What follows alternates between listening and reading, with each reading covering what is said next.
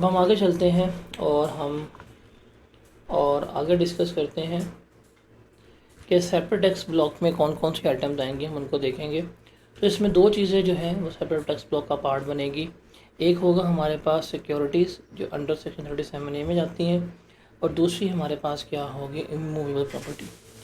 अगर हम इनको बेच रहे हैं ये भी हमारा कैपिटल गेन होगा, लेकिन इनके ऊपर जो रेट्स हैं वो क्या लगेंगे, सेपरेट ब्लॉक के रेट्स लगेंगे, हम इनको अलग लेके चल रहे होंगे।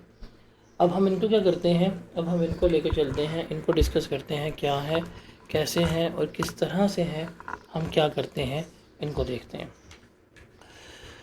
सबसे पहले हम बात करते हैं डिस्पोजल ऑफ इमूवेबल प्रॉपर्टी की, उसको देखते हैं। देखिए हम पहले पढ़ के आए थे कि जो प्रॉपर्टी है हमारी प्रॉपर्टीज़ से दो तरह की इनकम कमाई जा सकती हैं। एक हमारी वो है जिसको हम कहते हैं रेंटल इनकम। क्या कहलाती है, हमारी रेंटल इनकम कहलाती है।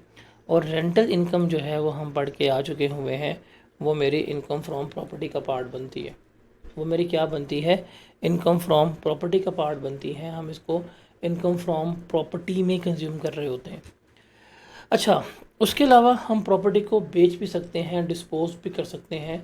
अगर हम प्रॉपर्टी को बेचेंगे, प्रॉपर्टी को डिस्पोज ऑफ करेंगे, बेच के डिस्पोज ऑफ करके हमारे पास क्या आएगा, गेन या लॉस आएगा। और जब वो गेन या लॉस आएगा वो किसका पार्ट बनेगा, वो मेरी इनकम फ्रॉम कैपिटल गेन का पार्ट बन रहा होगा, सेपरेट ब्लॉक का पार्ट बनेगा। और यहाँ पे हम किसकी बात कर रहे हैं, आपकी पर्सनल प्रॉपर्टी की। रिमेंबर, जो डिप्रिशिएबल प्रॉपर्टी होती है, मतलब वो प्रॉपर्टी जो आपके बिजनेस की है, बिजनेस की बिल्डिंग है, बिजनेस की सारा कुछ ऑफिस है, अगर आप इनको डिस्पोज ऑफ करते हैं, इनका कैपिटल गेन या लॉस नहीं आता, बल्कि वो गेन या लॉस इनकी इनकम फ्रॉम बिजनेस का पार्ट जो है वही बन रहा होता है।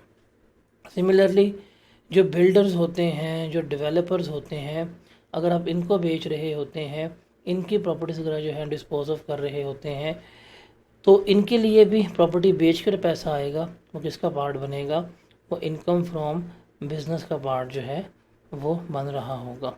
किसका पार्ट बनेगा, इनकम फ्रॉम बिजनेस का। जैसे मलक रियाज है, मलक रियाज अगर प्लॉट बेच रहा है तो किसका पार्ट बनेंगे, वो मलक रियाज की इनकम फ्रॉम बिजनेस का पार्ट जो है बन रहे होंगे। लेकिन मेरे पास अगर कोई घर है, मेरे पास कोई अगर दुकान है, मेरे पास कोई अगर फ्लैट है, मैं उन्हें बेचता हूँ, मैं उन्हें डिस्पोज ऑफ करता हूँ, तो उनको डिस्पोज ऑफ करके जो मेरे पास गेन आएगा या लॉस आएगा वो मेरी इनकम फ्रॉम कैपिटल गेन का पार्ट बनेगा। हम यहाँ पे किसकी बात कर रहे हैं, हम यहाँ पे अपने पर्सनल प्रॉपर्टी की बात कर रहे होते हैं। अब इसमें भी गेन या लॉस कैलकुलेट करने का फॉर्मूला हमारे पास वही होगा कि गेन का फॉर्मूला होगा cost of assets, consideration receive minus cost of asset. अब यहाँ पे कॉस्ट ऑफ एसेट्स में जो हम प्रॉपर्टी बेच रहे हैं, उस प्रॉपर्टी की कॉस्ट की बात जो है वो हम कर रहे होंगे। अब इस प्रॉपर्टी कॉस्ट में क्या आएगा कि जो हमने प्रॉपर्टी परचेज़ की है, उसकी परचेज़ प्राइस, प्लॉट लिया है या कोई घर लिया है, कोई दुकान ली है, वो कोई इंसिडेंटल एक्सपेंसेस हुए हैं उसको ख़रीदने में। जैसे for example you can say that आपने कमीशन पे की है, ट्रांसफ़र चार्जेस जो हैं वो पे किए हैं, ब्रोकरेज फ़ी पे की है, डॉक्यूमेंटेशन चार्जेस पे किए हैं, वो प्लॉट लेते हैं, डेवलपमेंटल एक्सपेंसेस पे करते हैं, प्लॉट लेके घर बना के बेच रहे हैं तो जो कंस्ट्रक्शन कॉस्ट वगैरह इनकर हुई होती है। और कल को जब आप अपना वो घर वगैरह बेचते हैं, प्लॉट वगैरह बेचते हैं, तो जो डिस्पोजल कॉस्ट आपकी इनकर होती है, जिसमें आप लोग कह रहे होते हैं कि कमीशन पे कर रहे हैं, ट्रांसफ़र चार्जेस हैं, एनओसी वगैरह है, इन सब को जमा करेंगे, जो जो हमारे खर्चे उस प्रॉपर्टी से रिलेटेड हुए होंगे, तो मेरे पास क्या होगी, कॉस्ट ऑफ एसेट्स आ रही होगी।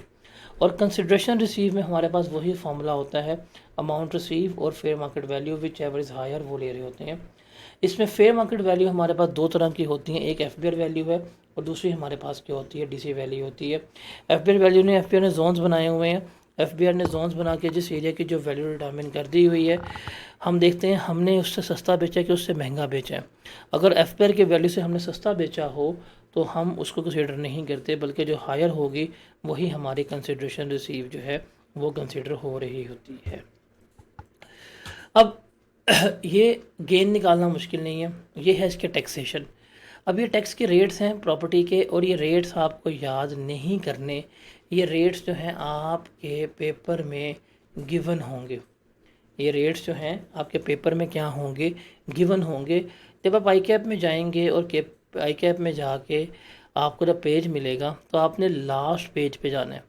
अगर लास्ट पेज पे ये रेट्स गिवन है, इसका मतलब पूरे पेपर में डिस्पोजल ऑफ प्रॉपर्टी है और उसके ऊपर आपने टैक्स जो है वो भी पे करना है। तो ये रेट आपको गिवन होंगे, इसलिए आपको याद करने की ज़रूरत नहीं है। हाँ, अब क्या किया है हमने, प्रॉपर्टी को 3 कैटेगरीज में डिवाइड कर दी है। एक है प्लॉट, एक है कंस्ट्रक्टेड प्रॉपर्टी, दूसरा है फ्लैट।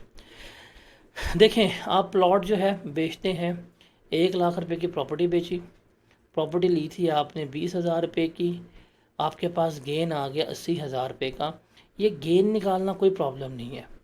हमने क्या करना है, इस गेन के ऊपर अब हमने ये रेट्स लगाने हैं। फ्लैट अगर बात करें, अगर हम 1 साल के अंदर बेच रहे हैं, अब यहाँ पे साल की बात होती है, that is date of purchase से लेके डेट ऑफ सेल तक। मतलब जिस दिन हमने ख़रीदा, जिस दिन हमने बाय किया, उस तारीख से जिस दिन हमने बेचा उस तारीख तक हमने क्या करना है, हमने जो है टाइम पीरियड जो है वो काउंट करना है। डेट ऑफ परचेज से लेके डेट ऑफ सेल तक क्या करना है, हमने टाइम पीरियड काउंट करना है। अगर वो 1 साल या उससे कम है तो जो भी गेन आएगा उसके, अगर फ्लैट की बारी है तो 15% टैक्स पे करना होगा। अगर 2 साल के बाद है, 1 साल के बाद है लेकिन 2 साल से पहले है तो 7.5%। और अगर फ्लैट 2 साल के बाद बिका है तो कोई टैक्स नहीं है, एग्जाम्प्ट हो जाएगा।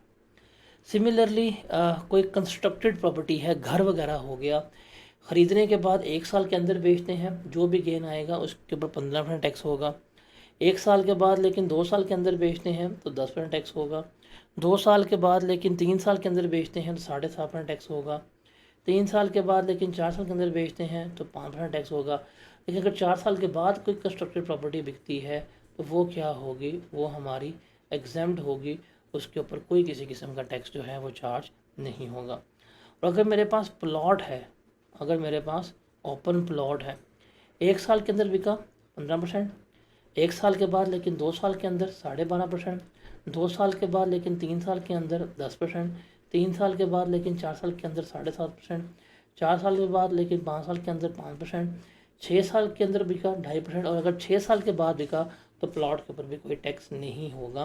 तो ये रेट्स आपको पेपर में गिवन होंगे। आपने सवाल जो है वो ध्यान से पढ़ना है। ध्यान से पढ़ के आपने क्या करना है, आपने अपना वो जो है होल्डिंग पीरियड जो है वो कैलकुलेट करना है। अगर आपका होल्डिंग पीरियड जिसमें फॉल कर रहा है रेलेवेंट, उस रेलेवेंट पीरियड में जाएं, उसके मुताबिक आपने टैक्स जो है वो कैलकुलेट करके दे देना है कि ये टैक्स मेरा बनता है इस पीरियड के मुताबिक। तो सिर्फ सवाल प्रॉपर्टी के पढ़ते हुए डिस्पोजल के, हमें क्या करना है, हमें होल्डिंग पीरियड देखना है। डेट ऑफ परचेज जिस दिन हमने ख़रीदा, डेट ऑफ सेल तक हमने क्या करना है, काउंट करना है। रेट हमें गिवन होंगे, जाके रेलेवेंट स्लैब में जाना है, रेट ढूंढना है और उसके मुताबिक हमने क्या कर देना है, अपना टैक्स जो है वो पे कर देना होता है। तो ये सेपरेट रेट्स हैं, ये अलग रेट्स हैं, इसलिए इसे हम किस में ट्रीट करते हैं, सेपरेट ब्लॉक में ट्रीट कर रहे होते हैं। अच्छा जी, उसके बाद रिमेंबर, हमने जो पेमेंट करनी है वो हमने पेमेंट थ्रू बैंक करनी होती है। पेमेंट जो है वो हमने थ्रू बैंकिंग चैनल करनी होती है, कैश में पेमेंट अलाउ नहीं है। देखिए, अगर आप कोई भी प्रॉपर्टी ख़रीद रही है ना, तो मैक्सिमम आप 5 मिलियन तक की जो है वो पेमेंट कैश में कर सकते हैं। अगर 5 मिलियन से 1 रुपये की भी ज़्यादा पेमेंट आपने कैश में कर दी तो आपको उसके कंसिक्वेंसेस जो हैं वो क्या करने पड़ेंगे, वो आपको बेयर करने पड़ेंगे। क्या करने पड़ेंगे, कंसिक्वेंसेस जो हैं बेयर करने पड़ेंगे। और वो कंसिक्वेंसेस क्या होंगे, पहली बात, जितनी आपने रकम पे की होगी उसको हम आपकी कॉस्ट में कंसिडर ही नहीं करेंगे, वो रकम हम आपकी क्या कर देंगे, कैंसिल कर देंगे। फिर 5 मिलियन से अबव जितनी भी रकम आपकी कैश में पे की होगी उसके ऊपर क्या की जाएगी, 5% जो है वो पेनल्टी जो है पे की जा रही होगी। तो ये 2 कंसिक्वेंसेस जो हैं वो क्या करने पड़ेंगे, आपको फेस करने पड़ेंगे। एक, आपकी कॉस्ट नहीं मानी जाएगी, दूसरा आपको पेनल्टी पे करनी पड़ेगी। जैसे ये एग्जांपल है, 15 जनवरी 2021 को mister A sold a house situated in Karachi for ₹15 million. घर कितने का बेचा, 15 मिलियन को। ये है इसकी सेल प्राइस, हकीकतन कितने की जा रही है, 15 मिलियन की। घर कितने का लिया था, जुलाई 2020 में लिया था 19 मिलियन का। और घर की कॉस्ट कितनी थी 19 मिलियन। अब बज़ाहिर देखा जाए 19 वाली चीज़ 15 में बिकी है, 4 मिलियन का लॉस हुआ है। कहानी में ट्विस्ट है कि जो 19 मिलियन था इसमें से 6 मिलियन जो है वो इसने क्या किया था, कैश में पे कर दिया था। अब जो कैश में पे किया है वो कभी भी हमारा कॉस्ट कंसिडर नहीं हो सकता। हम इसे क्या करेंगे, हम इसको कॉस्ट में डिसअलाउ कर देंगे। मतलब क्या हुआ, 19 मिलियन हमारे पास कॉस्ट थी, 6,000 कैश में पे किया, वो कहेंगे ये आपकी कॉस्ट हो ही नहीं सकती। अब FBR के मुताबिक आपकी कॉस्ट कितनी होगी, 13,000 होगी। कितनी, 13,000। कितने का बेचा था आपने, 15,000 का। इनके मुताबिक कितनी कॉस्ट है, 13,000। आप रो रहे हैं, पिट रहे हैं, मुझे लॉस हो गया। कहेंगे नहीं, हमारे मुताबिक तुम्हारा क्या हुआ है, हमारे मुताबिक क्या हुआ है, तुम्हारा 2,000 का गेन आया है। क्या आया है, 2,000। हम कह रहे हैं जी हमें नुकसान हो गया, ये कहेंगे नहीं आपको लॉस हुआ है, वो आपका मसला है, लेकिन आपने जो कैश में पेमेंट की थी हम उसको नहीं मानते। हमारे मुताबिक क्या है, आपको गेन आया है, पहली बात। तो वो उन्होंने कॉस्ट जो है वो तो मानी ही नहीं है, तो मेरा एक तो गेन आ गया। दूसरा, जो मैंने पे किया कैश में, कहेंगे आपने कैश में पे किया ही क्यों है, क्या करेंगे, उस पर मुझे पेनल्टी लग जाएगी। 5% के हिसाब से मुझे क्या करनी पड़ेगी, पेनल्टी पे करनी पड़ेगी। ये 3 लाख जो है ये जुर्माना करना पड़ेगा। अब दूसरा मुझे क्या होगा, यहाँ पे गेन आ गया है, और गेन कितना मिला, 2 मिलियन का। अभी मैंने लिया था जुलाई 2020 में, बिका है जनवरी में, 1 साल के अंदर जो है वो बिक भी गया है। अब ये मेरे पास रेट है, अगर 1 साल के अंदर बिका हो तो कितना टैक्स होगा, 15% के हिसाब से मुझे टैक्स भी पे करना पड़ेगा। वो भी कितना बनेगा, 3 लाख जो है वो मुझे टैक्स भी पड़ जाएगा, गेन बढ़ जाएगा। तो ये सारे नुकसान जो हैं वो हमें क्या करने पड़ते हैं, फेस करने पड़ते हैं। अगर हमने कैश में पेमेंट की हो तो एक तो वो एज अ कॉस्ट डिसअलाउ हो जाएगी, दूसरा उसके ऊपर 5% पेनल्टी पड़ेगी, तीसरा हमारा गेन वगैरह भी बढ़ जाएगा जो हमें फेस करना पड़ सकता है। तो मैक्सिमम 5 मिलियन तक की पेमेंट कैश में हो सकती है, उससे ऊपर जितनी भी पेमेंट होगी वो हमें क्या होगी, डिसअलाउ हो जाएगी।